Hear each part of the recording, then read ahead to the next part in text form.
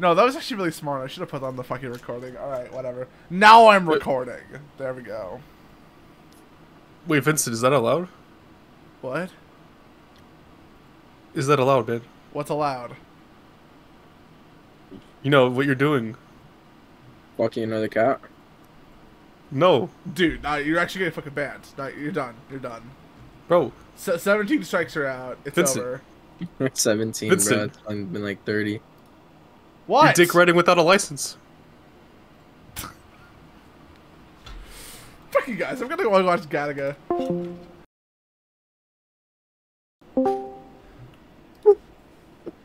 I hate both of y'all. It's on site. I hate this game. On site, bro? On site.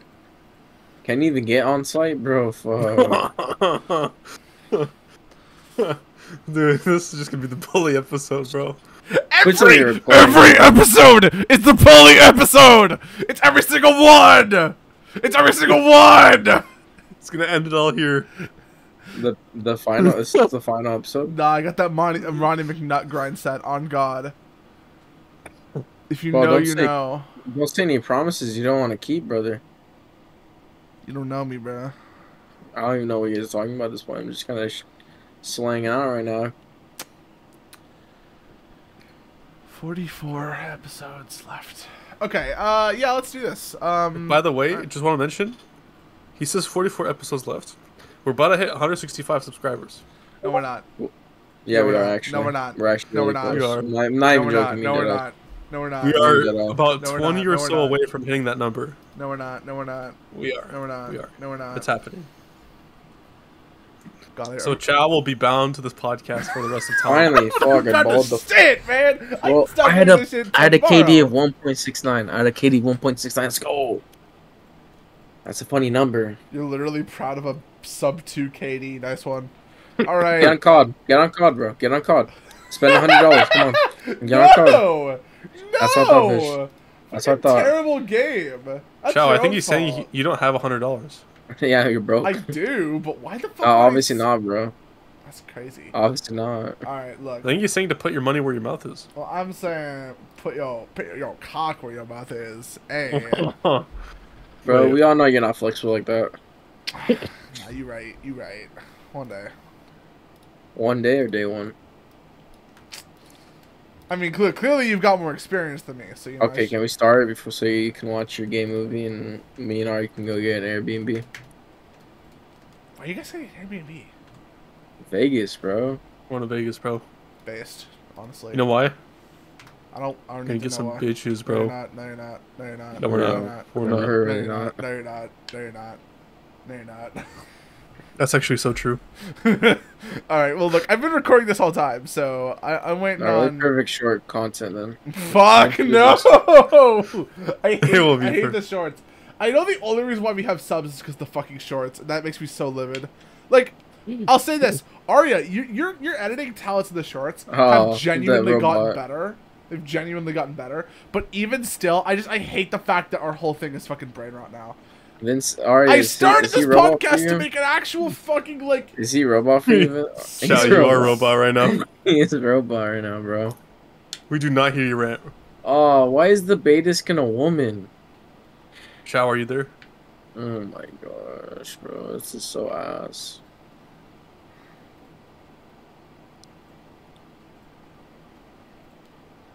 Chow, Motherfucking technically- internet.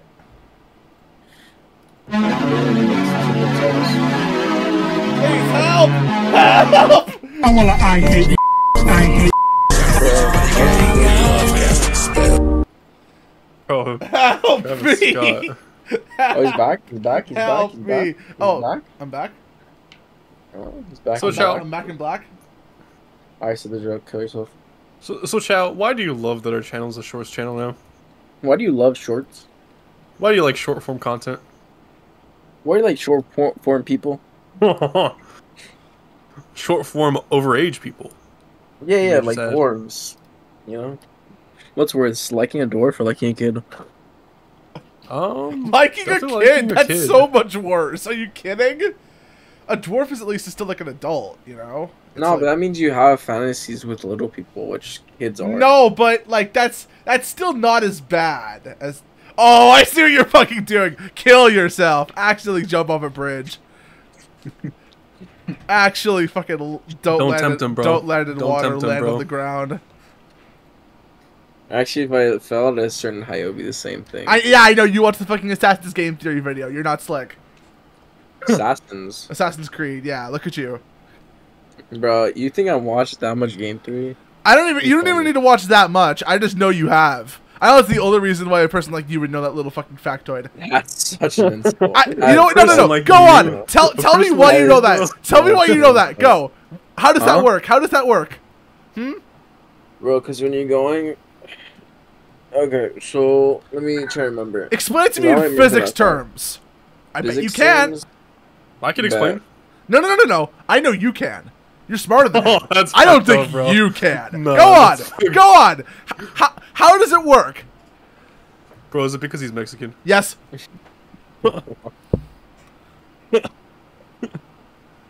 What? Go on. I'm waiting. Wait. Alright. So when you're hitting, like when you're falling from high, like altitude, at rapid speed, the water, like, because of the pressure, it doesn't, like when you hit it, it's like when you're going, like stomach, when you go in the pool, like, stomach plop. Oh, it's the pressure, huh? Yeah. It's the water pressure. That's why. Well, no, it's because it's the pressure when you hit the water, when you're breaking the surface. Yeah. So the problem is the water pressure conflicts with the air pressure and the pressure inside your body, right? No, it's because, like, physics says two objects cannot occupy the same space at the same time. No shit. No. There is a phenomenon in physics that explains exactly what you're talking about. It's 2 words. Do you remember the words? Come on. I don't fucking know. You got this. I believe. I mean, I really don't, but I want to see you fail. That's Dude, crazy, bro. I feel like the start of these podcasts are just gonna be roasts of each other. Arya, go. What is it? Well, the reason why at a certain... Well, basically, humans cannot go past a certain point in speed, right? And so the reason Yes, terminal velocity. Right, so you just bottom out at a certain point. You just can't go... Not why. That's not why. 2 words. Arya, you should know this. What are we talking about? I thought he was talking about... Yeah, he is. He is. I thought he was talking about, like, at a certain distance, if you drop something, that, you know, him and that object will be the, you know, the same speed. No. Like, he's saying, I said, jump off a bridge, don't fall in water, fall on the ground. And he was trying to actually correct me by saying that if you fall from a high enough height, that it basically doesn't matter. That water and ground would be basically the same. Which is true, but I asked him why. He has no idea. well, it I'm actually wondering depends if on you the do. angle of your body Yes. hitting the water. Why does it matter the angle? 2 words. Well, Please. I don't fucking know. Oh, that's crazy. Do you want me to give you the answer? Bro thinks he's smarter just because he knows a specific fact, specific details of Oh everything. yeah, this specific detail that bro literally doesn't doesn't matter right? anywhere else in the universe, Bro right? doesn't It even definitely know how to doesn't have walk any outside. other deeper Bro doesn't implications. know how to walk outside. Do you know how to walk? No. You sit in your chair and look at Red all day. So it doesn't matter. You gonna touch water? No. That's what I thought, bro. I literally touched water yesterday. Okay. Surface tension! You dense motherfuckers! It is a phenomenon called surface tension. You know, like how when, you know... Bro, the sexual okay, tension between Chow and Sonny Hawkeye is immense right now, bro. honestly, That's all I gotta say. it's through the roof. Okay, Yeah, you yeah, get yeah. like a cup of water, Crazy. right? You get like a cup of water, and let's say you're like tipping it over, and under normal circumstances it should be pouring out of the glass, but you've got it in that like Yeah, this sweet guy wants to make a spot. quick podcast about this so you can go watch a movie, but he wants to explain a long ass unimportant fact right now. So you have it in the glass, right? No. And it like barely slips over, but it's not falling over and almost kind of bubbles Bro, up. That's called that- surface tension, Bro, motherfucker. Because the pressure of the air is keeping the water from breaking its confined surface area, and once it is punctured by something sharp, the surface tension breaks and the water Bro, will what are you flow. talking about, man? Likewise, when you jump, nobody's listening. when you You know jump that, off right? of a bridge Nobody's listening. and you Everyone land is onto focusing water on because What your word you body said, bro? is so thick and so large, so thick and so large on my throat. I mean, you land in the water. You're gonna it's like concrete. It's like concrete from that high because of the motherfucking surface tension. You would need something sharp to break into the surface tension in order to fall into the water. That's why! It's fucking physics 102. What are you doing? You're lost. Let me just say this, guys. If we ever blow up on YouTube, it will be a mistake. That is so true. That is so true. I really hope it never happens. I dread it'll the day. happen. No, I dread the day. It'll happen. Don't worry, Chow. This episode can't air. It's that first part. Put Vincent's in word like it's the intro of the podcast. No! No, I No! Yes. No, Chow, you have my word. I will not do it. Thank you. Thank you. I really appreciate He's you. gonna make looking it a out for short. me. No! No, I literally cannot make that a short. Like you'd have to You didn't even bleep say it the out one, at least, bro. but- He said, bro. It Like, was, it was even like, it was just, you went all in, bro. he's like, Chips on the N-word, table, bro. Bro. Bro, Chow's gotta hope this shit works out because if someone finds this man, it's over. It's over. It's The CIA already has this recording on their files. Crazy. well, I'm cooked. It's over for me. Just fucking record this already so I can go back to playing Call of Duty. I need to watch fucking Gotta Go with Rams. So yeah, let's make this quick. All right. Well, are we using that as the intro, or we got to redo it? That's good enough. Okay. But all right. that was the intro. We didn't say welcome, yeah, we didn't bro. even go proper welcome. We All didn't right. even say anything. Well, then bro. let's do it now. And instead of someone leading the intro, I think it's fair that we all do it together, like a schizophrenic hive mind. Ready? 3, 2, 1. Hello, everybody. Welcome I'm back to the Sons of Taika, and Liberty. I'm a dirty D2 My name is casual. King Chow, and Season 2 is never coming out. This is Sunny Hawkeye. He desperately wants a med in his ass and his mouth at the same time. So crazy, bro. You want kids in your mouth, so I don't want to hear, bro. Bro goes to daycare, grabs one, and then No! Look at you. it's like one of those Costco sampler packs. Yeah, it's just like that. That's actually fucked. I goes to Costco just to pick up. No, that's not how. Wait, no, that's worse. If I say that's not how it works, that implies I know how it works. That's worse. Oh, Bro, have you no. seen that Meat Canyon video of the Costco fucking kids? Oh, the Costco kid. No. Yeah, bro. They No. literally sells them. Oh, Chad, I don't want to spoil it, but let Nah. me just say, Is it in the You know, script? it's not. No. It's not, Okay, it's not. But you know what? We could in add Soul. it. You know what? Live reaction. No, Live reaction no. to Meat Canyon. You know what? Yeah, you know what? This is worth This channel's already going downhill anyway. Fuck it. Why not? Oh, whatever. So you want to do it first? I don't give a fuck. Let's move on to Yeah. our first topic. We're so fucking ADHD autistic with this fucking podcast. Hello, everybody.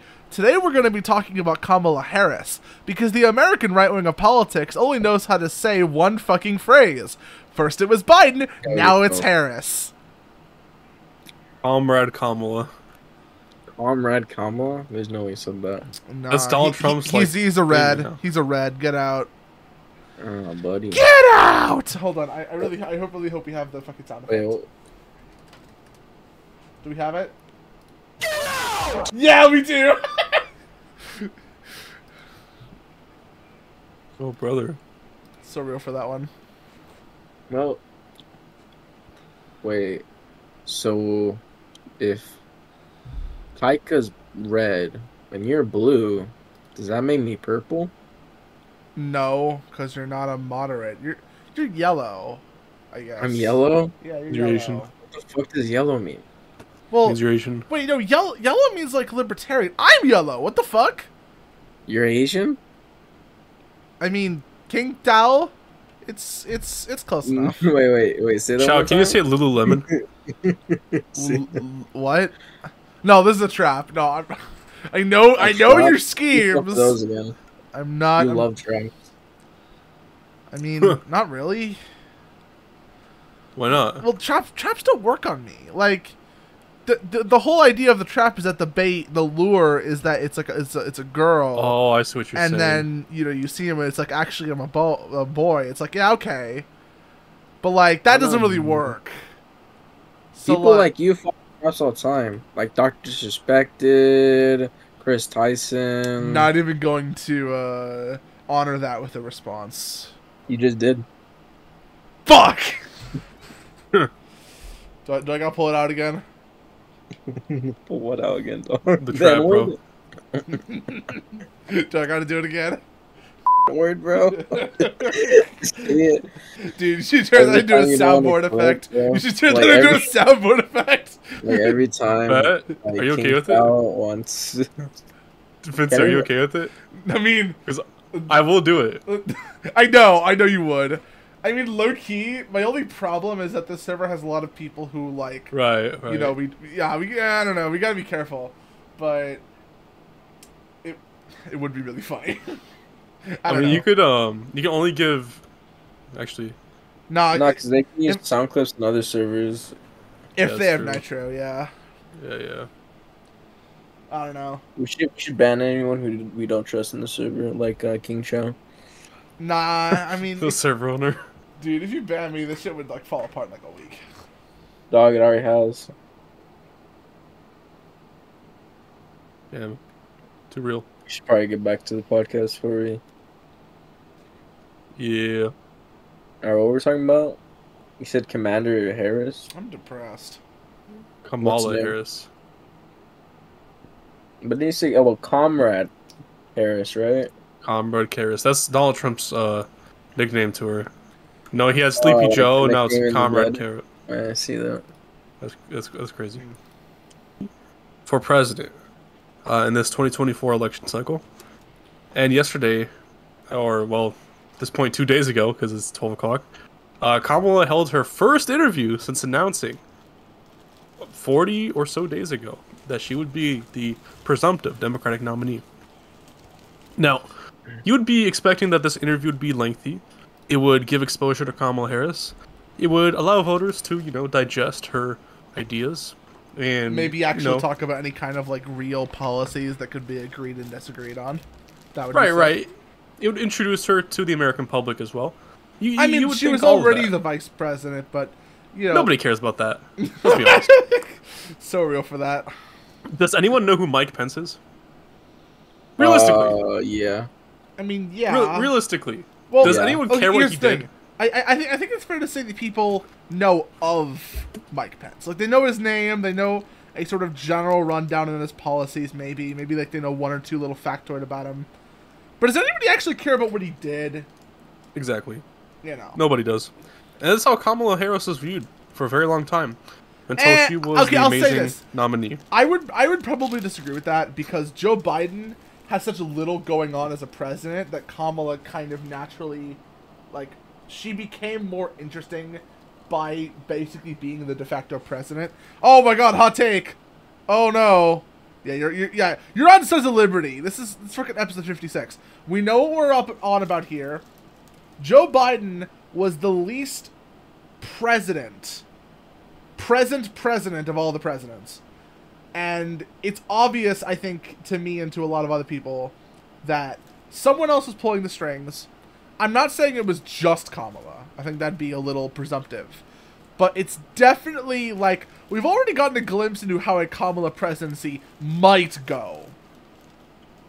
Because, I mean, the Biden presidency was, not really his. Because he was, again, a fucking skin puppet. I love how whenever I make a point, there's like absolutely no lead off or any like kind of like improvisation. Like, Speaking of puppets, I killing myself, actually. You know, there are actual ways to, like, branch off of other people's points and ideas. speaking of branching off, Speaking of the branch I'm going to use to hang myself after this podcast episode. That shit gonna break. Let's roll your dog. that's not gonna support the weight, bro. And now you will see why.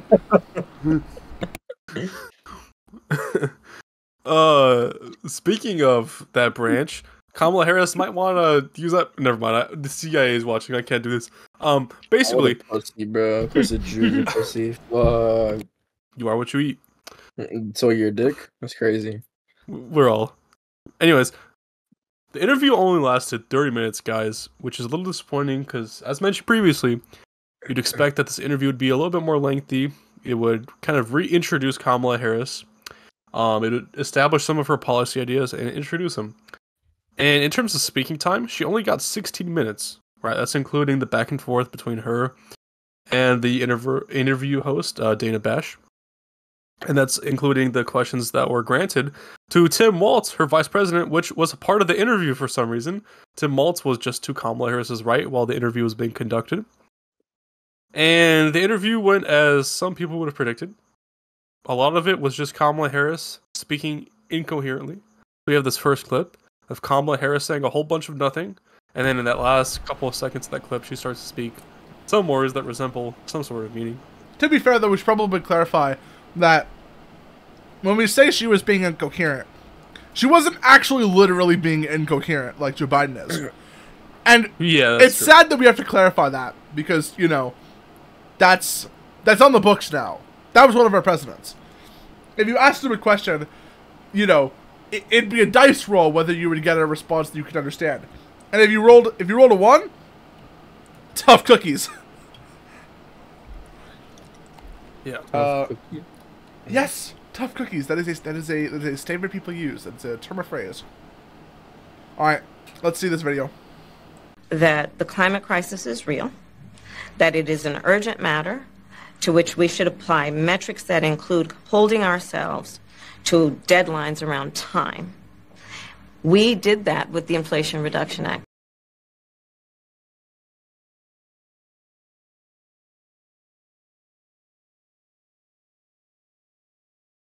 Deadlines around time? Isn't that just a fucking deadline? Yeah, I mean, so Kamala Harris. What would does a this thing deadline be that isn't about time? Maybe, like, how much you make? Yeah, like resources or space, but I feel like every deadline is kind of talking about, like, yeah, it's talking about time.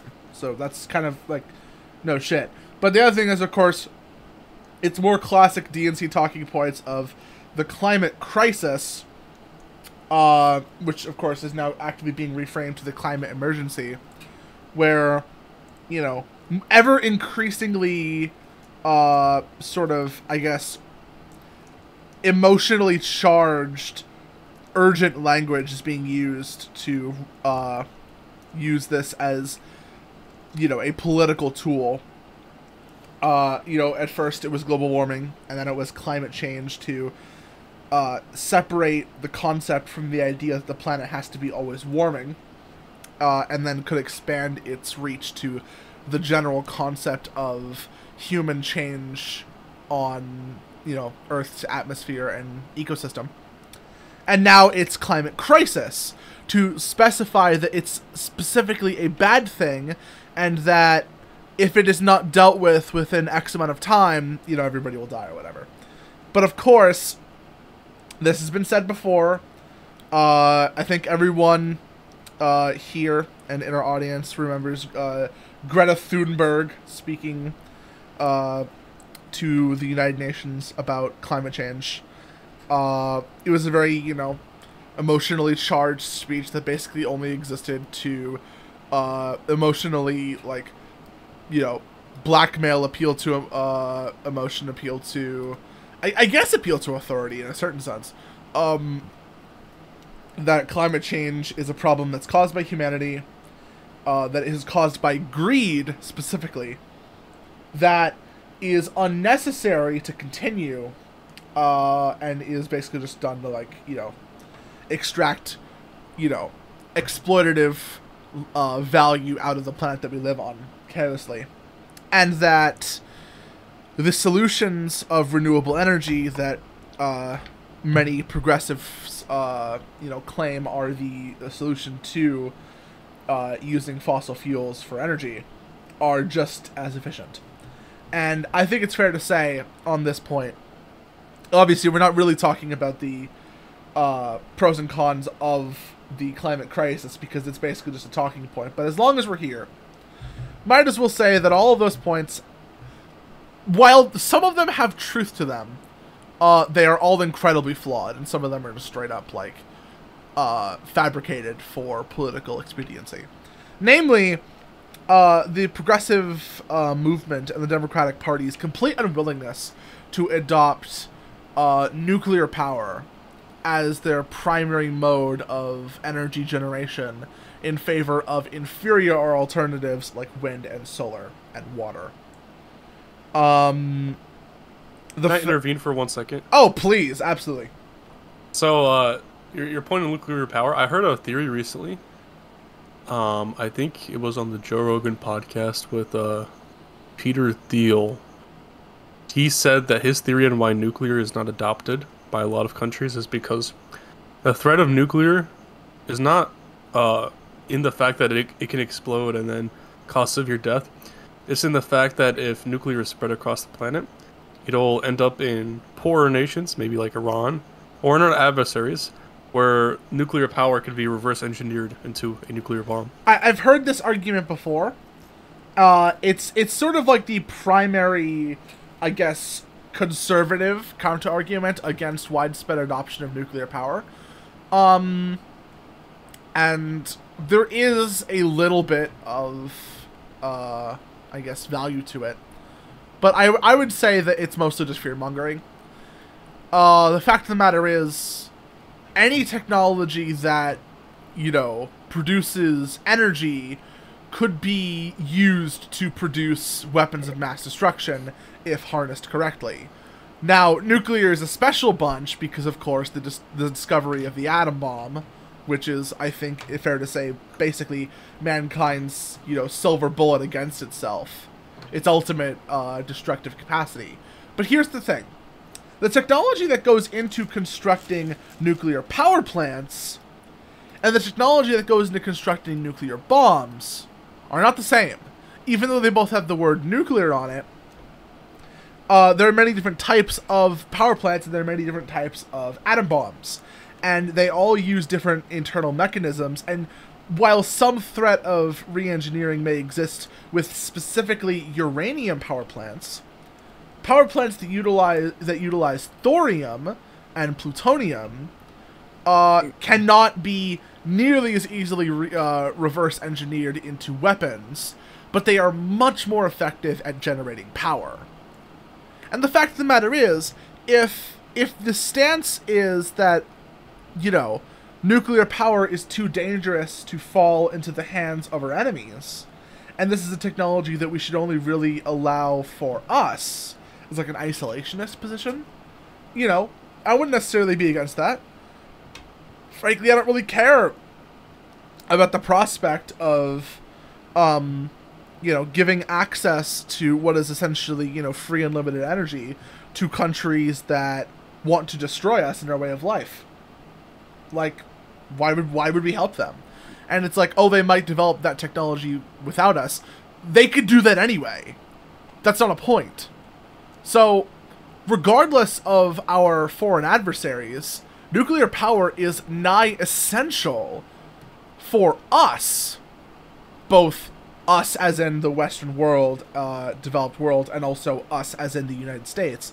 If we are ever going to actually progress technologically past the upcoming trials of our day, climate change isn't going to kill us in 15, 20 years. It probably won't even kill us in like 100 years, but it's coming. And it is a serious issue that needs to be addressed eventually. And nuclear is a solution that we have. And if we don't have it perfectly now, nuclear, fission plants might be the way for us to get nuclear fusion in, like, let's say 30 or 40 years of research and development, which would be huge. Nuclear fusion is basically free energy in bulk. Like, imagine, like, never having to pay your power bill ever again. And also, the water crisis, you know? The ever-growing concern of major global entities, both nations and corporations around the world, about continued drinkable water supplies over the next 100 years.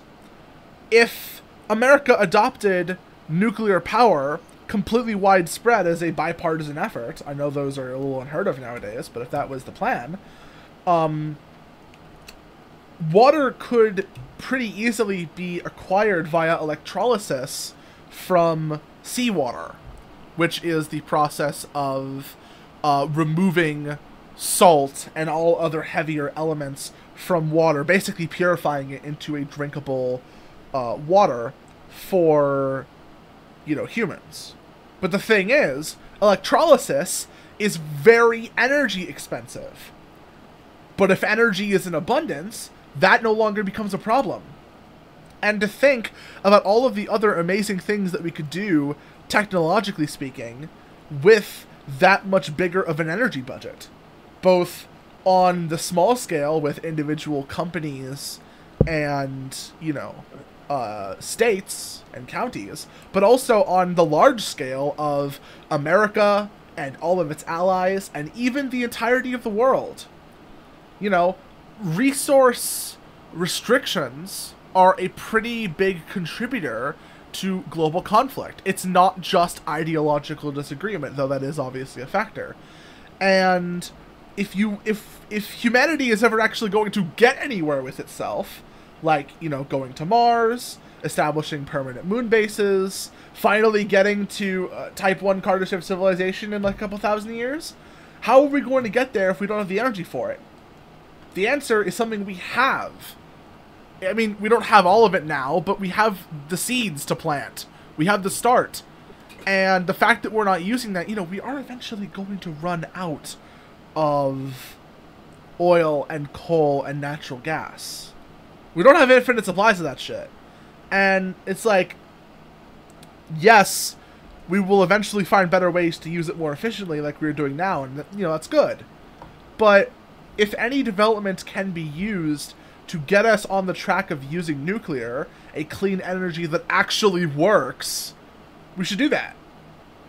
And I have so far not really found any actually convincing argument for why nuclear power is not only, you know, dangerous and unviable, but more dangerous and more unviable than literally every other power generation method or technique that humanity has access to.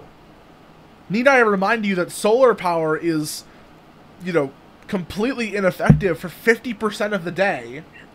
Wind power is incredibly erratic and honestly kind of weak. I don't need to tell you why fossil fuels have problems. You've been preached about that enough. You know, water plants they're fine for secondary power generation, but to build a civilization off of that is a little ineffective and primitive, frankly. Nuclear is the best option. And any, like, threats of distributing this technology to other civilizations, I mean, you know, or you know, different countries, fair enough. But that shouldn't stop us from doing it. At the end of the day, if we don't, someone else will. Because the pressures of, you know, restrictions on resources that just happen over time naturally, and especially in the next 100 years, as certain key resources like water might become more scarce, it's an essential part of keeping America on top in the world. I still think a major problem, and I still have to, you know, look into this, but a major problem, if it's true, that it could be reverse engineered, even if it's unlikely or slight, it might be a good enough deterrence to not use nuclear power because, you know, there are foreign adversaries in this country.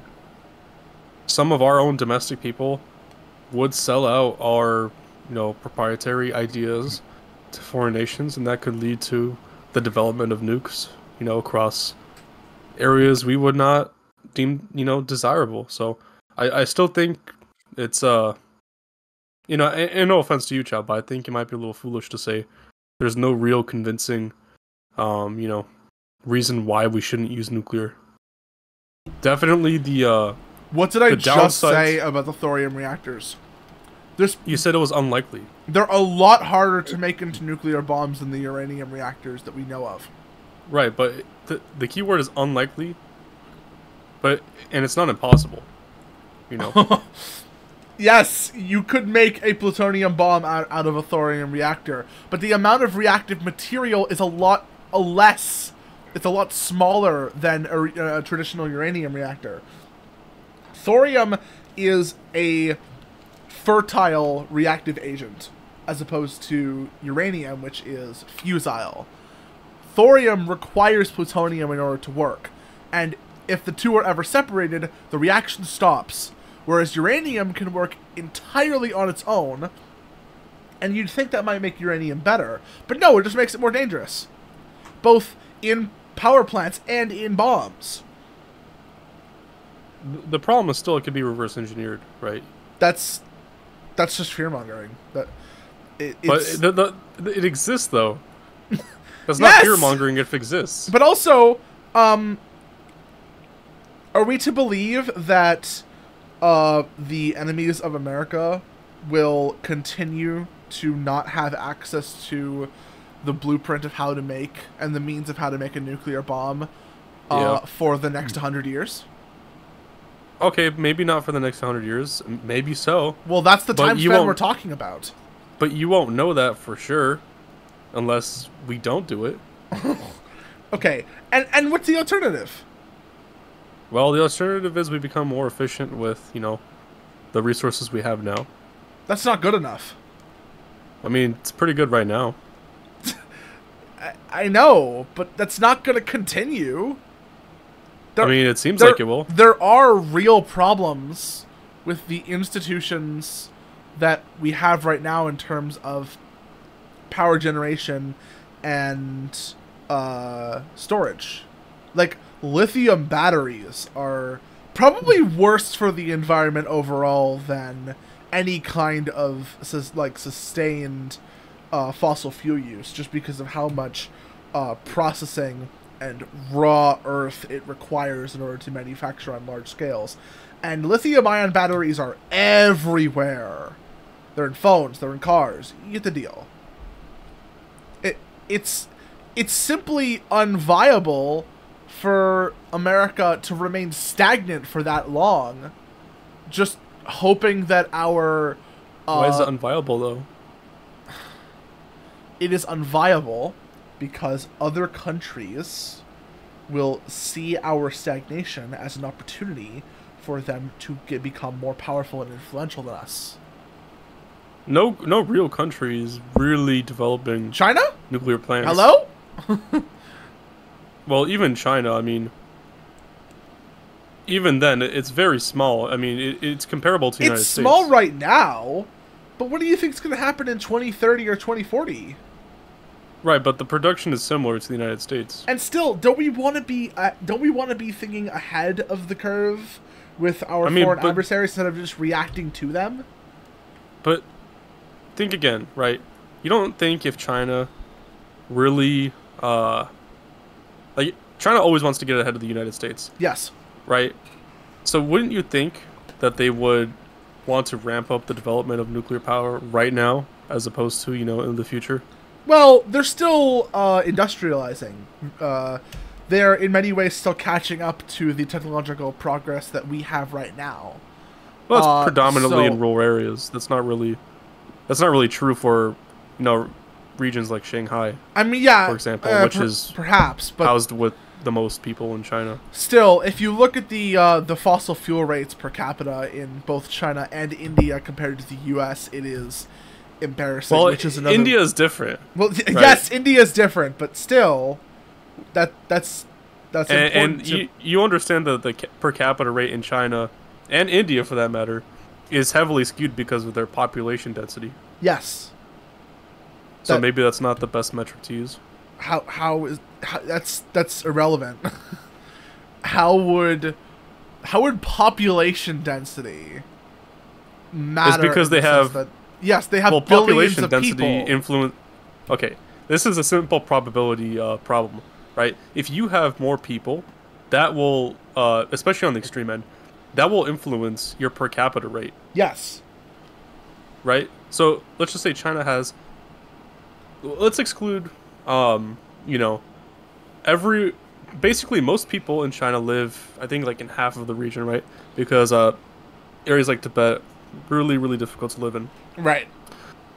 Let's just include China in the most developed parts of their cities, right? Would that be more similar to the fossil fuel rate of the United States? Most people, I'm almost positive it's actually higher. Like, they use fossil fuels higher. That's what I'm saying. They're using more fossil fuels to industrialize. And once that industrialization has been completed, they will likely see an opening in the disparity of technology between them and us that could be filled by China adopting nuclear power en masse. And they could even do a full-on, like, propaganda They could adopt nuclear mill. power right now.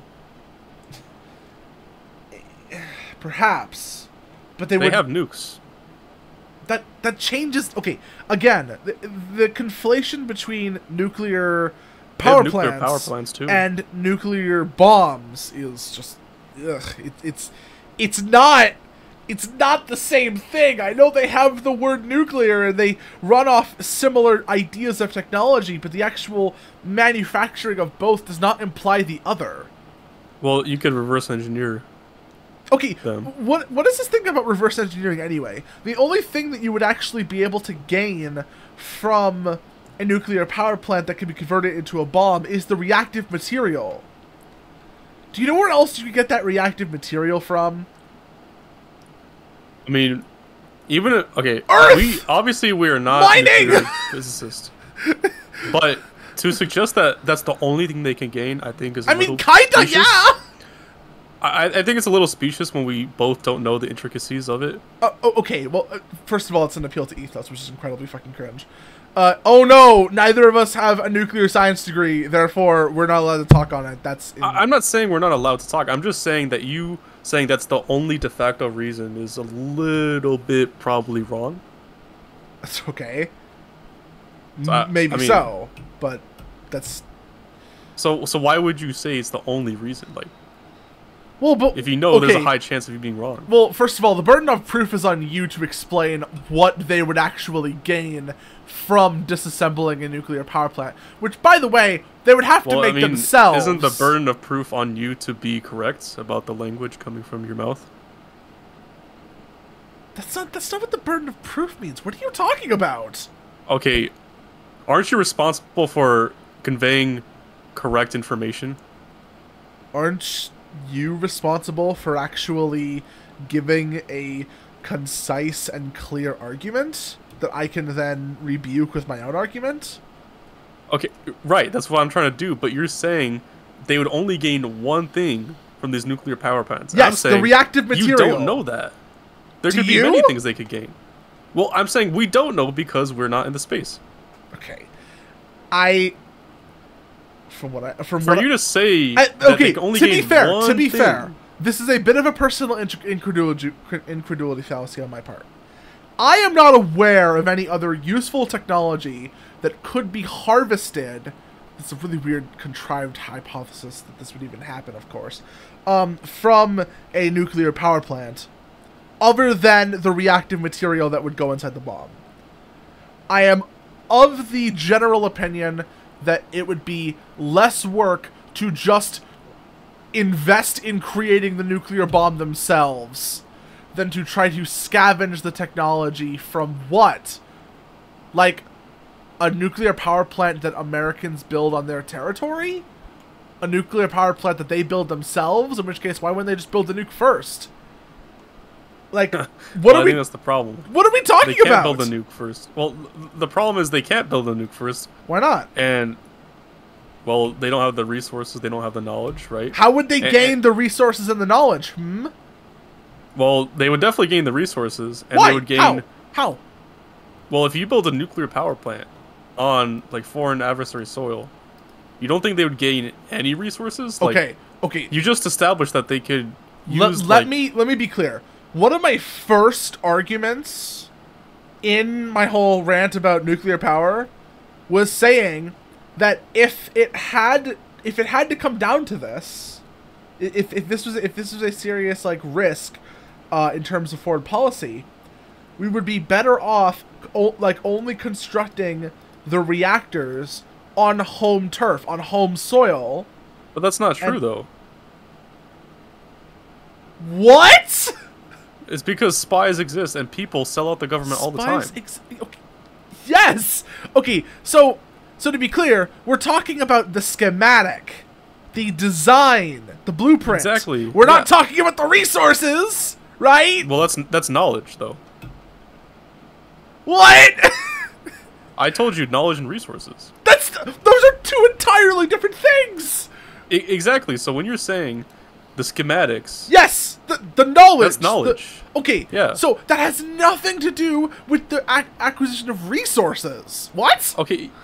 Yeah, but you pivoted to knowledge, so I'm just telling you that's knowledge. We were talking about the resources first, and then you were talking about the blueprints and schematics after we brought up the fact that there could be spies and people sell at the government. Yes, it's likely that, pretty soon after these, institutions of nuclear power were implemented, that widespread adoption of the power plants via the schematic of how to build them becoming widely available would happen, just from the fact that keeping that kind of information classified would be an absolute nightmare, especially in the age of the internet. Fine. That does not change the fact that if a foreign adversary wanted to use this blueprint in order to build a weapon, they would have a better time, like, building the weapon than building the reactor and then tearing it apart and salvaging. What do you mean, how do I know? That hasn't been done. They have not built the weapon. You don't think it increases their chances of building the weapon after they get the reactor? Like, I'm just, it's a general question. Okay. Do you believe that it increases their chances of building the weapon since they cannot build a weapon as of now? The likelihood of that rate of, likelihood of foreign adversaries that could not previously developing nukes after this program was implemented, increasing. Yes, but to such a marginal degree, it basically is no. Now, here's the other problem. How do you know it's marginal? Like, how do you know the degree of marginality? Okay, that's infalsifiable. Yes, I guess in some aspect we just don't know, right? Exactly. But does that mean we shouldn't pursue the technology at all just because we don't know? Surely someone will. There's a good point to argue. Well, there's a good point to argue yes, because even if that chance is super small, if foreign adversaries get access to nukes, you understand that puts the world at a greater risk. The world is already at that risk. It will be significantly greater if Iran gets access to nukes. Okay, yeah, so I figured you were talking about Iran. Yeah. Right, I mean, that's the main Iran will likely get access to nukes pretty soon if geopolitical tensions continue to rise as they have before. If they have not gotten that access already. I don't think the nuclear reactor proposal changes that in any meaningful way. I mean, and regardless, the benefits still immeasurably outweigh this risk. Well, the problem is the risk is total destruction of the planet, right? I mean, not really. I mean, kind of. Even total nuclear war would still not involve the entire destruction of the entire planet. It would result in the destruction of America, and probably Russia, and probably China, and probably the Middle East, and definitely some of the surrounding regions, but... That's like half the world population, though. We still haven't mentioned anything to do with Africa, or South America, or But you just maybe mentioned even half of the parts population of the world, though. Okay. You don't think that's not worth preserving? Of course it's worth preserving. The point of the technology is to preserve all of those lives through making energy widely available. Okay, but... Right. Obviously, if there was a way to make energy widely available without giving our foreign adversaries... We already... Okay, the blueprint of the nuke would be falling under the same problem as the reactor. How is this situation not already in effect with spies and foreign espionage and the possibility of Iran making a nuke from a schematic that was designed and implemented by the US government? How is that not already a thing that could happen right now? Well, we don't have as many programs as you would envision, like in your ideal world. The more programs you have, the easier it is for it to be, you know, placed in the wrong hands. I mean, that's just... Like, once again, that's just the general rule of probability. The more of something there is, the easier, This you know... just seems like such a schizophrenic hypothetical. Like... Is it, though? I mean this just kind of falls into, like, that less than 1% likelihood of happening category where it's like, yeah, anything could happen, I guess. Okay, but usually when people say, you know, you have a less than % chance... Like, let's just say somebody says you have a less than 1% chance of getting into a car accident while you drive. Does that mean you're not going to drive? Well, obviously not, because if you get into a car accident, you're probably going to survive. The problem here is... Whoa, back up. Plenty of people die in fatal car accidents, and who's to say that you're probably going to survive? Yes, survival rates have increased, but car accidents are still, like, one of the leading causes of death in America. What are you talking about? You realize that fatality in car accidents is not even a %, right? It's less than that. Of the total population of America, yes, but it's... No. Of all car accidents, because... Of the world, okay. No, even in America. You know why? Because if you get into a fender bender, that's considered an accident. Well, okay, yeah, right, okay, yeah. That's just... Okay, fair enough. I guess you consider it that, like, that wide of a range. Right, yes. but the point is, right, just because you have this % chance that's really low of getting into a car accident doesn't mean you shouldn't drive, because you're probably going to survive. The problem with the example of nuclear that like Peter Thiel's pointing out is, if Iran gets access to a nuclear weapon through this program, and even if it's less than 1%, that could legitimately mean hundreds of millions of people, if not billions of people, dying. Okay. This is the would you rather drive a car or fly in a plane question. And let me explain why. There is a thought experiment that was drafted up, I want to say, about maybe 10, a little less years ago. Maybe it's existed before this, I don't know. But it essentially states that you ask somebody, anybody, kind of at random, would they rather, would they rather get in their car and, like, drive to a place for, let's say, 30 minutes, or take a 30-minute plane ride? It doesn't actually matter about the time. Don't worry about it too much. The important part is, the thought experiment is going off of, like, death rates and death percentage and, like, the likelihood of you actually dying from entering either a car or a plane. The likelihood of dying from an airplane accident is significantly lower than the likelihood of dying from a car accident. It's, like, not even... It's orders of magnitude. It's not even remotely close. However, in the car accident, you have some level of autonomy and control if you're the driver. Which, in this thought experiment, you are. Because you are controlling the car. And there is a psychological phenomena that, I think many people can kind of understand on an intuitive level, which is we all desperately crave control over our own destiny and our own lives. Many people, even though the car is more dangerous, in this thought experiment, would still choose to to drive a car than go in a plane. They're less scared of the car than the plane. Even, they're more scared of the plane than they are the car, even though the car is statistically more dangerous, because they have control. And if a plane goes down, because, you know, in this scenario, you are not the pilot of the plane, you are the passenger. If the plane goes down, your fate is not in your hands. It is completely out of your control. So this kind of feels like that situation where the reason why the likelihood is perhaps more, I guess, like, you know, scary or risky or something that should be, you know, more heavily considered, isn't because it's that likely. It's because if this did happen, it would be completely out of our control of what a foreign adversary could do with nuclear technology. You know, turning. But Chow, you realize, right? You realize it's pretty different, because in a plane, if you get into that plane, 300 people die, right? Let's just say it's like a 747. 300 people will die, maybe a little bit more, a little less.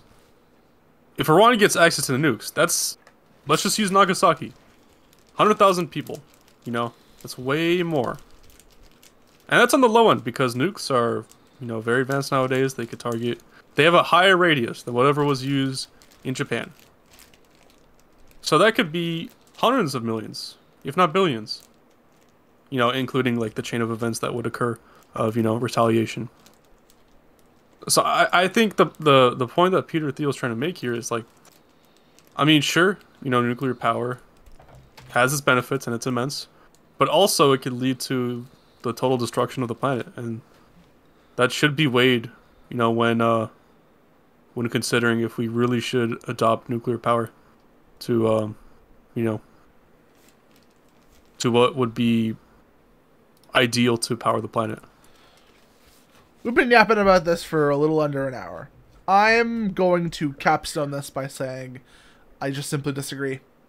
And it's not because I do not value the millions of lives that could be lost in a nuclear exchange or conflict, but it's simply that I feel like we are already at that stage for the most part, you know, with many of our sort of larger foreign adversaries already having access to nukes, and in a mutually assured destruction scenario, which is incredibly unlikely but could happen, the fact of the matter is that that's either going to happen or it's not going to happen, and I don't see how the nuclear reactor implementation program would really change that in any meaningful way.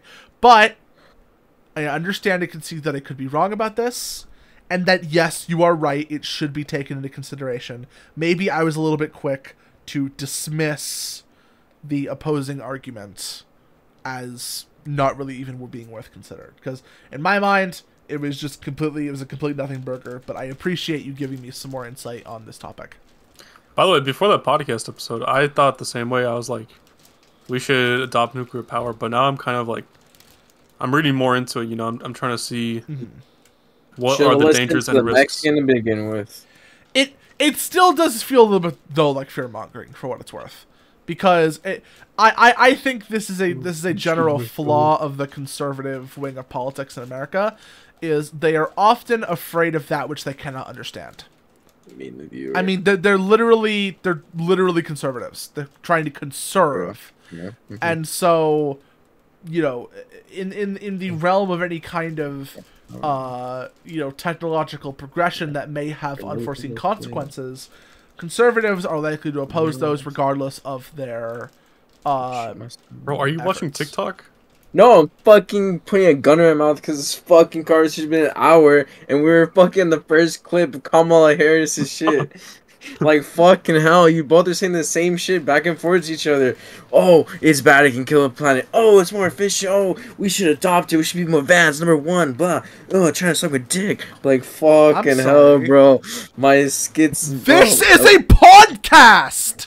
Bro, the point of a podcast, not a yop session, bro. No, that's what a podcast is. That's what a podcast is. Podcast, bro. It's a yapcast. That's a yapcast, not a podcast. The point of a podcast is to have discussions about topics. We are not a fucking newsroom. We are not Fox News.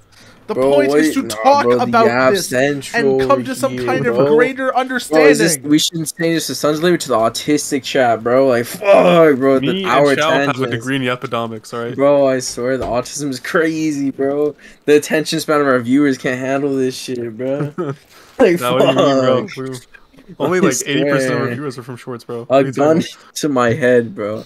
Nah, bro, a gun to my head. Please, Why bro. are you holding a gun to your head? Are you really that fucking brain rotted that you can't handle a simple fucking about? conversation? Get another drink. Bro, I swear I can't do this. I can't do this podcast sober. I swear. About to take another shot of Hennessy. Fuck. Well, since you would What? rather us not yap so much, why don't you take No, over for I'd a rather little you bit? guys just stay on No, topic instead of switching the. Please, What? please, go off, King. Go off on what? Oh, Cook. on the podcast? Alright, Yeah. bet. So we're gonna watch the second clip, guys. The Kamala, Bidenomics, bro. Let's fucking watch that lit, fam. Alright, you guys ready? You have the clip up? You maintain Bidenomics is a success. I maintain that when we do the work of bringing down prescription medication for the American people, including capping the cost of the annual cost of prescription medication for seniors at $2,000, when we do what we did in the first year of being in office to extend the child tax credit so that we cut child poverty in America by over 50%, when we do what we have done to invest in the American people and bringing manufacturing back to the United States so that we created over 800,000 new manufacturing jobs, bringing business back to America, what we have done to improve the supply chain so we're not relying on foreign governments to supply American families with their basic needs, I'll say that that's good work. Bro, I swear she's yapping just like YouTube about bullshit that's really doesn't matter for Americans. What matters for Americans is gas prices, interest rates, our payments, our livelihood, the cost of our groceries. Bidenomics don't work. Fuck. Like, come on, people. We're out here for the important stuff. Who cares about the prescriptions? Get insurance, broke bitches. Fuck. Hold up, let me stream my Call of Duty for the viewers. So they actually have something engaging to watch. You know, we can put this under the TikToks too. I don't know. COD's not really like brain rot stuff, you know? It just fucking came out. You don't even know. Yeah, but I mean that would be the true for old CODs, you know? Not really, because it's not really like since it just came out, it's more pop into the people because it's like more relevant. And yes, before those ads, I did spend $100. I'm not a broke bitch like Kaika or like Chow because he also did not want to spend $100. Hey, Chow's actually really broke. You're not really staying on topic, are you? Oh, it's because my co-host. I have nothing to bounce on because, as you say, this is a podcast, and podcasts. Name one solo podcast. No. See, the That's your podcast show. is all about keeping on That's topic. a show. right? That's the a podcast, show. bro. That's a But podcast. the show. The It's show. podcast. I see you not It's classified as a podcast, staying bro. on But topic he's real also quick. he's I'm also gonna need you to get back to the his script. producer. You know, He's not it's talking a to little his bit of a producer, bro. deviation. I think you need to like go back to the script real quick, Loki. No, I'm actually gonna do something that's more engaging than you guys yapping. It's actually playing video games. Okay. I guarantee you we'll have more watch time during this than you guys rant. I guarantee you. You won't. You know why? We won't have any 'cause they watch can't- time. Because they can't get past your rant. No, it's because usually they stop at like the minute mark. And also, I'm not watching your screen, so that's not even working. It's just but us who? talking. That's exactly the fuckers. All right, sick. Well, our podcast. I think we're done with Kamala. Our podcast is Sonny entirely Kaka fucking explained it very well. evolved. Yeah, I feel like just Kamala is just like A bitch. Whoa. We don't call women bitches here. Okay? No, you're right. Rose No, O'Donnell. I have a better word for her. Don't worry, I got it. Hold up, am I talking game? She's a stupid. This is Yeah, what- did you finish that word you said to me in the DMs? Alright, Yeah. I said you were a nice fella and a neighbor. So Oh, yeah. Chow Right. hates black people. She likes using derogatory language such as word with the How people. is neighbor derogatory? Excuse me? No, my bad. No, we're talking about the thing you actually said and not neighbor. I'm sorry, senor. I said neighbor to him. Yeah, Do I have so to can you pull up show the DMs? screenshot? Can Do you I have show to the pull up screenshot? DMs? Fine, Oh, fine. hold up. Can you I'll pull pull up up the clip DMs. from 5 minutes ago? I'll pull Oh up no, DMs. 5 Look. minutes ago. Look, DMs are on the screen. I said, you're such a nice fella, such a neighbor. That's what I said. I said, nice fella and neighbor. I didn't know you guys live near each other. Yeah. We live pretty close. We live pretty But close. you don't. Yeah. I thought you didn't. I live like a good 10-minute drive from you. What about what I said is offensive or racist to the African American community? Oh, actually, now I'm re-examining it. Nothing. That's what I thought. But he's not. You've never been neighbors with him, so how would you know he's a good neighbor? He's a good online Unless you're neighbor in trying the to use digital on the e-space. In digital e-space, but he's not really on online that much, especially as much. No, as he you. is. I mean, he is? really likes this one game called Destiny 2. No, where not all anymore. of his e-kittens are. What? That's actually so bad. One of the more funny aspects of him dropping out was his vice president. She released an ad. Let's just say surrounding Donald Trump and Democrats. This is a good one. This is 2 minutes long, but it's a good one. You guys will laugh at it. All right, I'll put it like that. I'm ready for it. Are you or your loved ones suffering from illnesses such as TDS, also known as Trump Derangement Syndrome? Do you dismiss or deny the current issues facing our country, such as historic inflation, illegal immigration, corporate corruption, World War III escalations, and the chronic disease epidemic? Are you willing to elect someone who was the least popular vice president in modern history, and who offers no policy or vision for America simply because your brain keeps telling you anyone but Trump? If so, you might be struggling from TDS. Introducing Independence. Independence allows you the freedom to finally think independently once again. Instead of believing everything you hear from the mainstream media, Independence allows for constructive critical thinking. I used to hear people on the news say things like, Donald Trump and the movement he has encouraged are a threat to democracy. and I instantly believed it. With Independence, I now realize the media is run by the Democrat elite, who are a corrupt oligarchy that censors free speech, silences political opponents, supports forever wars, and abandons democracy by anointing its candidates. Independence may not be for everyone. If you enjoy being lied to about your president's cognitive abilities, support Orwellian totalitarianism, or are excited about communist fiscal policy, Independence may not be right for you.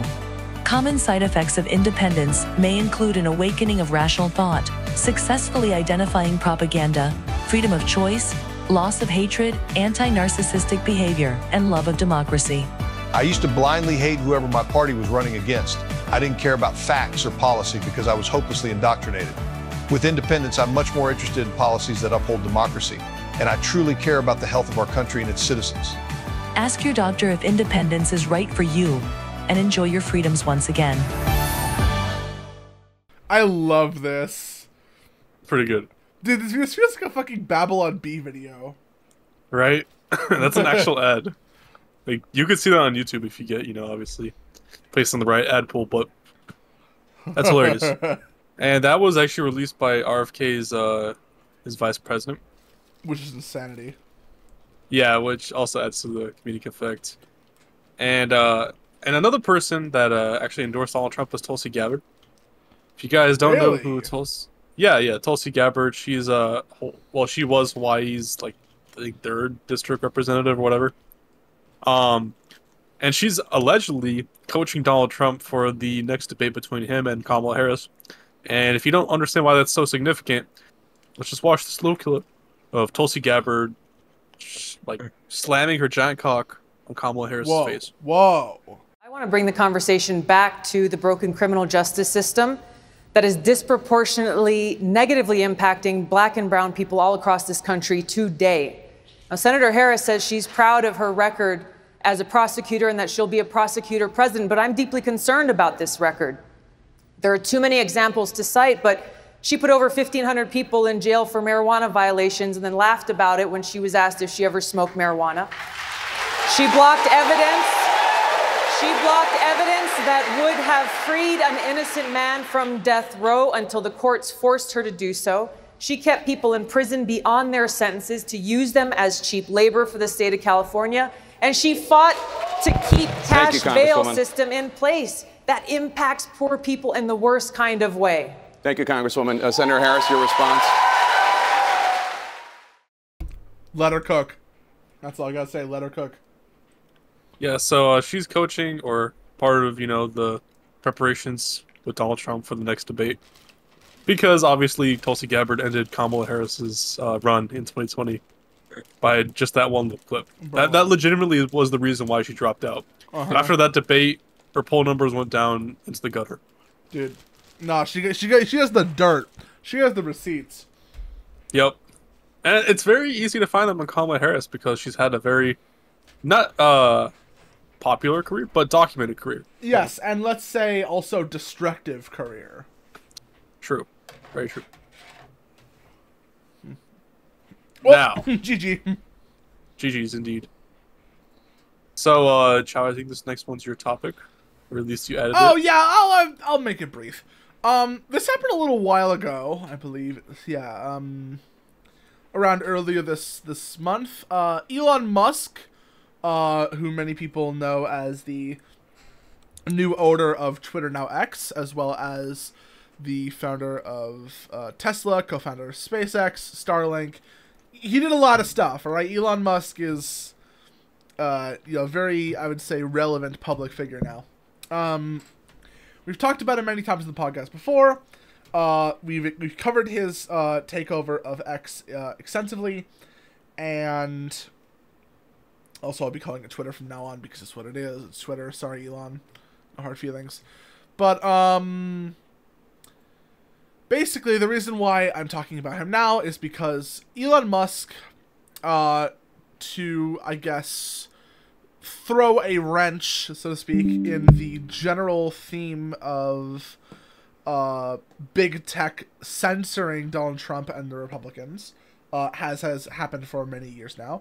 Trump specifically gave a platform to Donald Trump to speak to the public on Twitter, and it was a legendary event where basically Donald Trump and Elon Musk kind of got to really I guess know each other and talk policy and complain about the left, and it was a moment, all right? You kind of had to be there. I was not there, but the general consensus, I guess, is just that Donald Trump was kind of able to, for the first time in a while, to kind of reconnect with his more sort of mainstream supporters, because as many of you may or may not know, Donald Trump, before Elon Musk's buying of Twitter, before then, Trump was permanently banned on all accounts by Jack and the Twitter administration for basically just being Trump. Racist, sexist, promoting violence, January 6th, blah, blah, blah, buzzword. And this is around the time when Trump actually made a competitor to Twitter called Truth Social, which maybe someone in our audience uses. I certainly don't. It was supposed to be an alt-tech alternative to Twitter with a focus on freedom of speech. Like Parler, actually, is a pretty good comparison. Although, of course, Parler got a womp womp, which we covered also in a previous episode a long time ago, back when that happened. I want to say 2022, maybe, 2021, maybe even, whatever. The important part is Trump was essentially banned from Twitter for a very long time, and a lot of his communication with the American people during his presidency, many will remember this, was actually conducted on Twitter. Trump was one of the first presidential candidates to really utilize the internet when talking to the masses. No other president really did that the same way Trump did. Trump's Twitter account was kind of legendary in a certain sense because the president was still talking like Donald Trump. He was still talking like a businessman. He was still talking like almost kind of a meme person, especially back then. So Trump's Twitter account was definitely kind of legendary, but they took it down because, again, buzzword. Elon Musk, I want to say about a little over half a year ago, maybe it was a full year ago,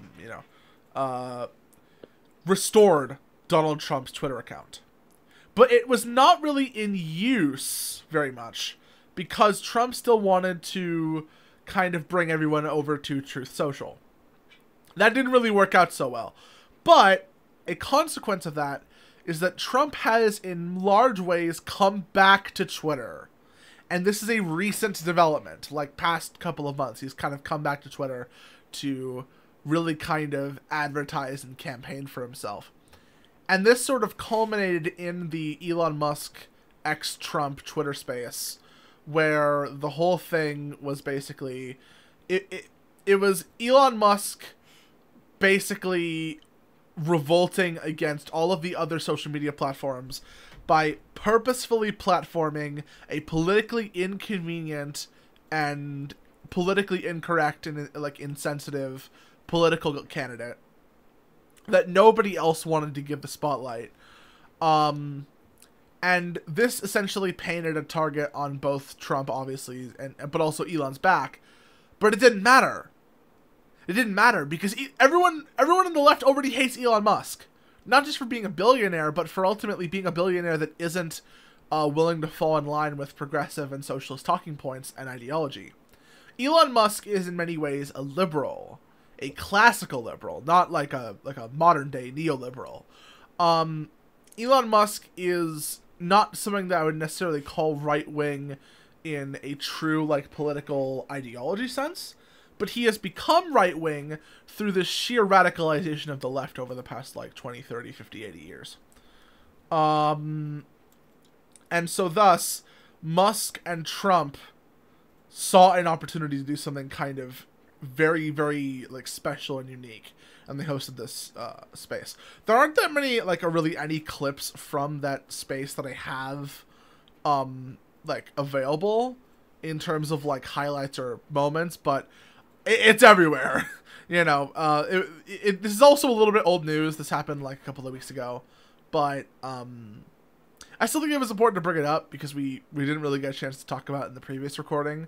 I don't know if it was even happening when we recorded the last episode. Maybe it did, maybe it didn't.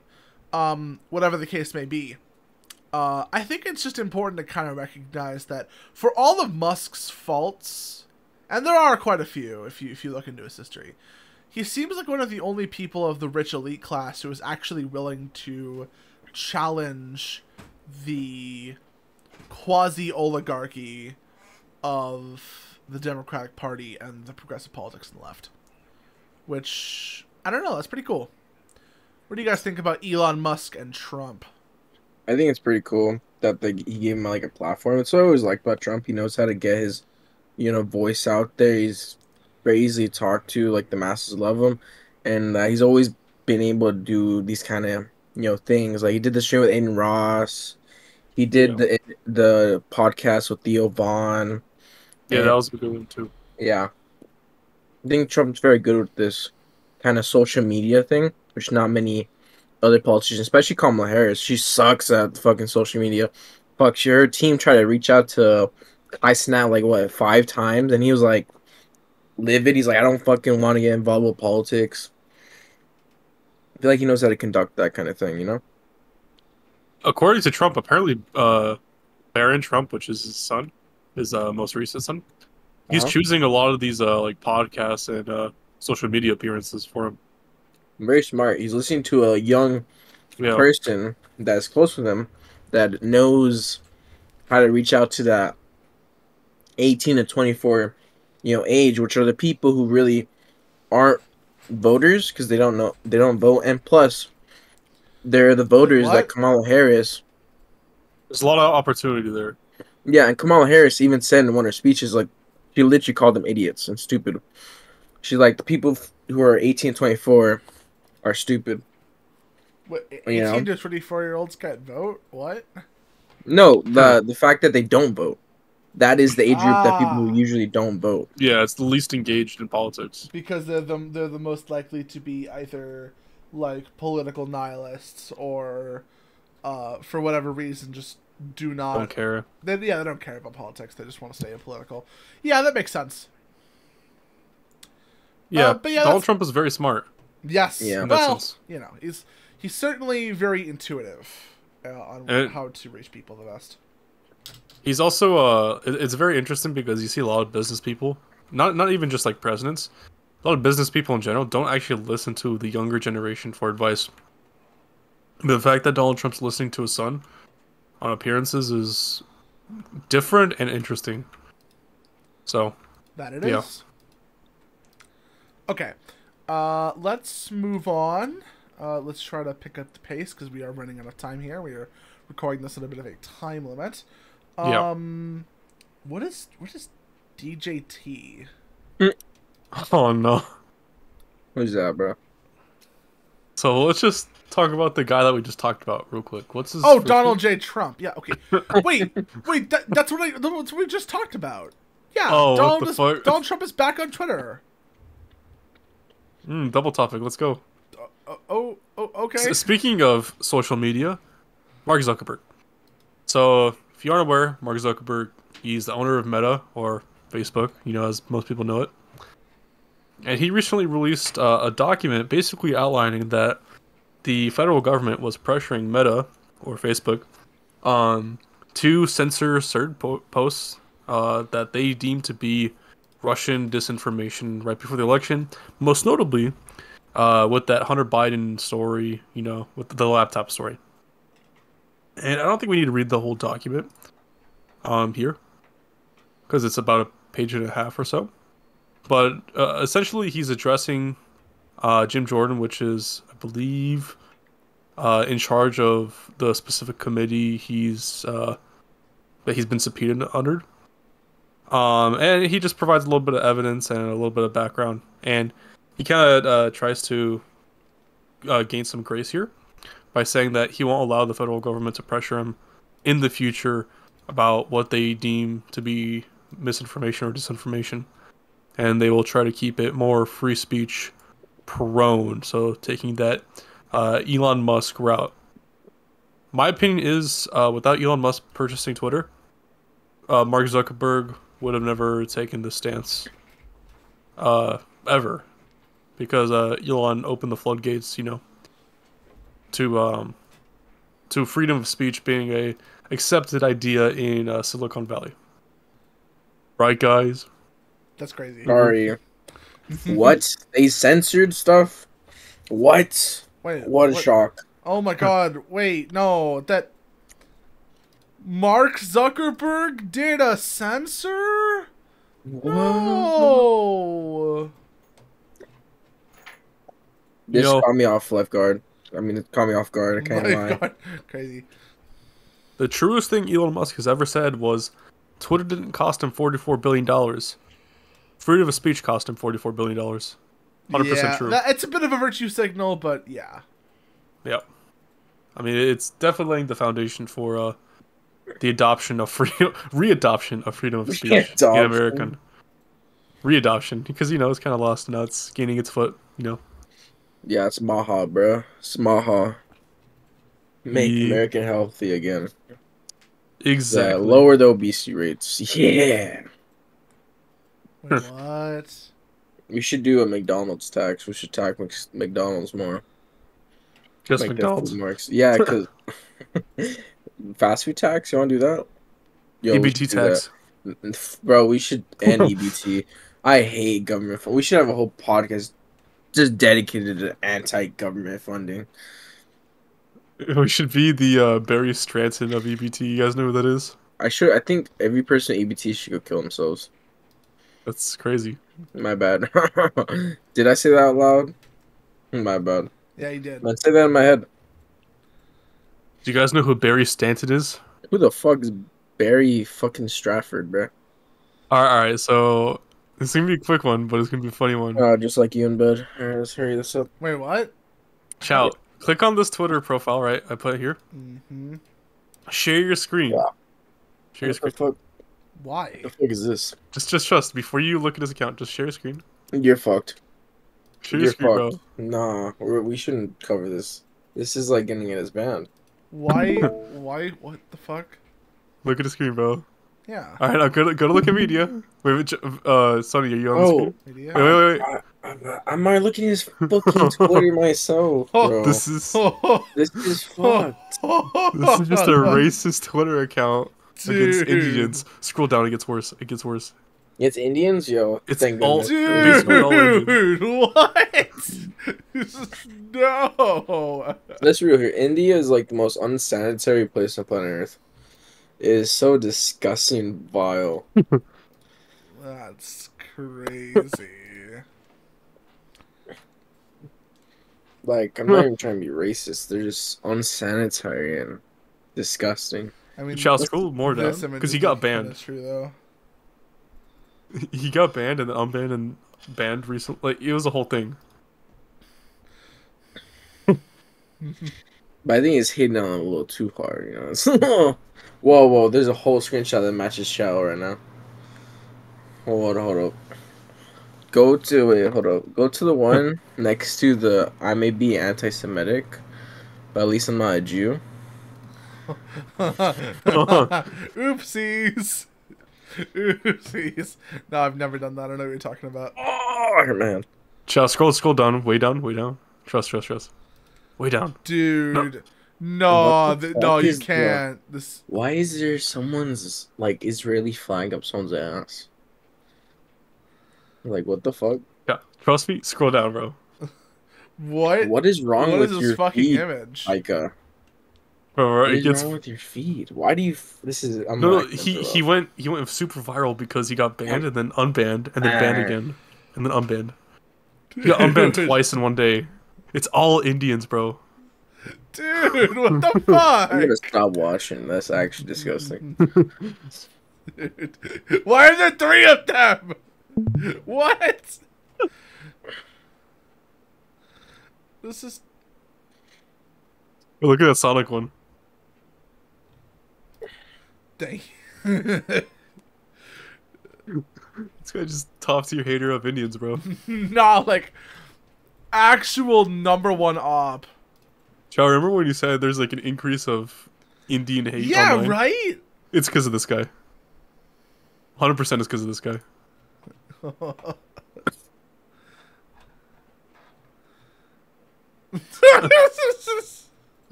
Dude. I don't have words. Indian 9/11. I don't know. No.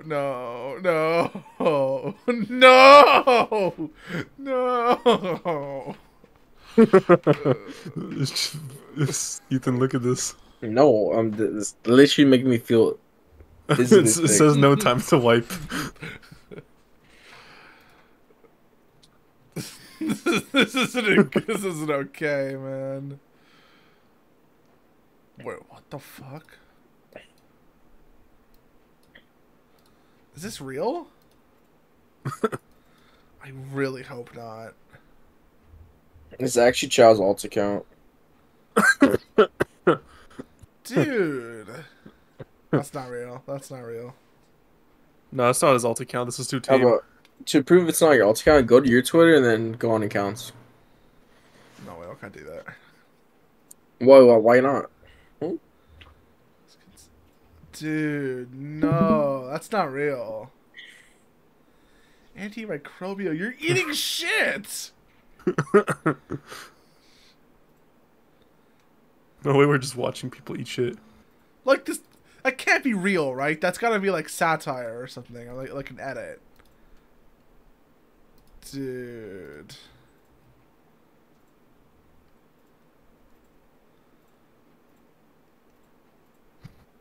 Yeah, this Twitter account is an account that exists. Let's put it like that. Yeah. I don't. Yeah, there must be context. Is this real? No.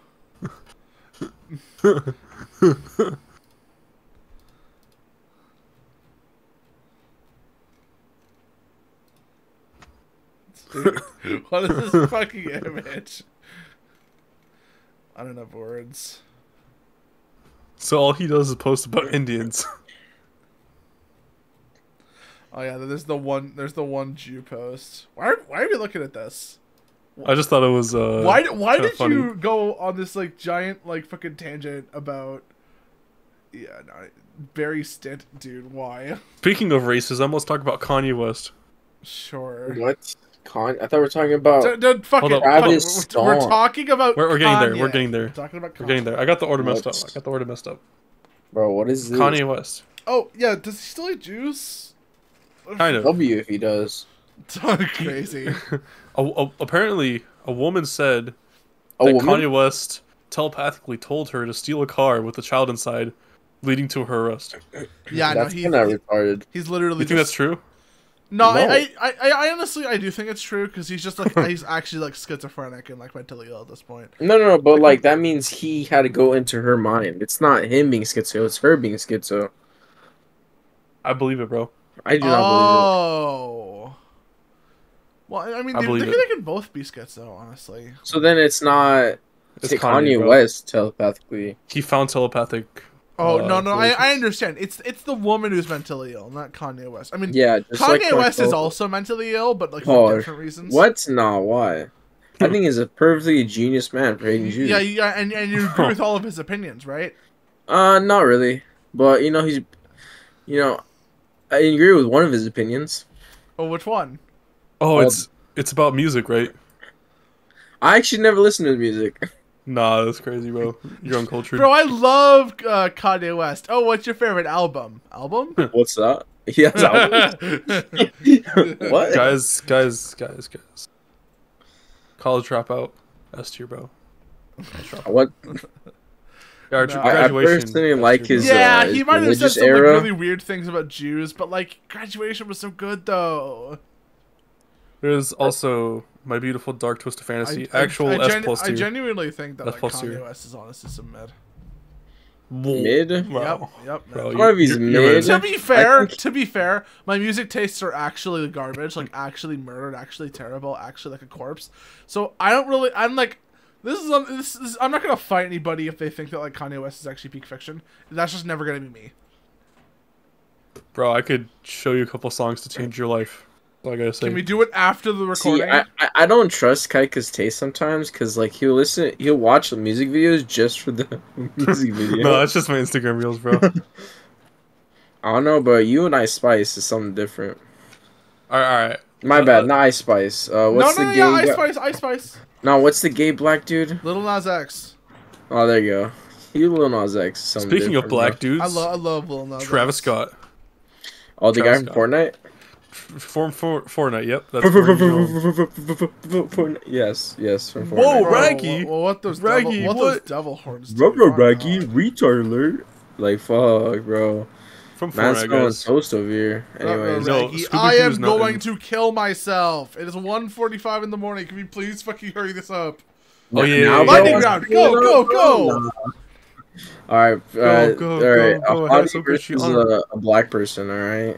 Alright, so basically, Travis Scott re-released an album he released 10 years ago, and Sabrina Carpenter released an album that she just made, and Travis Scott might be here for a #1 placement, and Sabrina Carpenter's big mad, and a lot of people calling her racist. And That's stupid. Why would they call her racist? Obviously, she just wants to be #1 because she released the album, and he just re-released his old shit. Like, fuck, bro. Get this guy behind bars. Travis Scott, my Fortnite go, bro. He's my Fortnite goat. Fortnite goat. Bro, she's my throw goat. Well, I mean, you know, then you put it like that, maybe. Exactly. Maybe. She should be #1, guys. You're We right. should listen to music. Sabrina Carpenter should be #1. You're right. Exactly. Well, I should watch that new music video with Jenna Ortega. Yeah. But Should let's turn play off that the last sound, part. though. Yeah, Turn off that's the true. sound. I'm be real with you. That song was ass. That song was hot dog shit. Speaking of dog shit, that one Twitter account we just watched. No.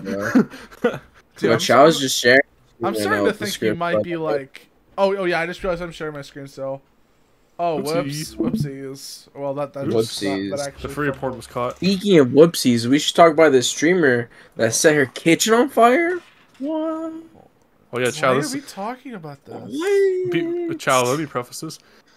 She was having an intricate conversation with her viewers about the meaning of, not the meaning of life, but particularly the meaning of life in the philosophical context of Socrates. Oh. Yeah, so it's a really good clip because she starts off with that, and then her kitchen burns down. Oh, like, in an I instant. want to see this. I want to see this. I want to see this. All right, let's see. Bruh, nah. They're trolling. That's not real. It's on fire! It's on fire! What do I do? That's not real. Put it out! What the fuck? Like, nah, he's smiling. No way, it's fake. It's fake. He's smiling. Bro, they were just talking about Socrates, man. Dude, where is the fucking philosophical discussion? I turn on the video and it's like the fire's already started. Yeah, man. You didn't catch it, bro? No, I didn't. Oh, dude, that's crazy. Bro, he threw that shit in the sink? Where did he throw it? Let me keep watching. Turn off! I don't know what to do. The joke is that she just got her ass out, bro. Grab the grab it! No, it's fake, bro. It's fake. What is it? Some guy in the comments said, "Oh, look, a useless whore." Do any of them have any fucking fire extinguishers? Maybe. Why would they have a fire extinguisher, bro? In their house? This is an apartment, dog. They don't have room for that shit. That's crazy. Well, they deserve to burn down. Womp womp. They deserve to burn down because they don't have a resource yet. It's crazy. Speaking of crazy, there's this there's this Twitter account named Seed Money. What the fuck, bro? Bro, so guess what, guys? Speaking of something crazy, you know what milestone we hit, guys? What milestone did we hit? We hit. Thank you all for 100 subscribers, guys. Podcast. We hit 100 subscribers. My name is Can you believe it? Chow. Season guys, 2 we hit is 100k views. out. 100k views. Kaika is the fucking Destiny G2 casual. He doesn't play Destiny anymore. Sunny Hawkeye is the host with the least. Alright, thanks for watching. Bye. You worry about leaving a better planet for our kids. How about leaving better kids for our planet? Entire generation offended at everything. Getting mad that a human thinks all lives matter. We don't need black or white or left or right. What we need is common sense. We need balance. We're all in the same boat. Why you trying to make holes? If they sink, we sink. This is madness.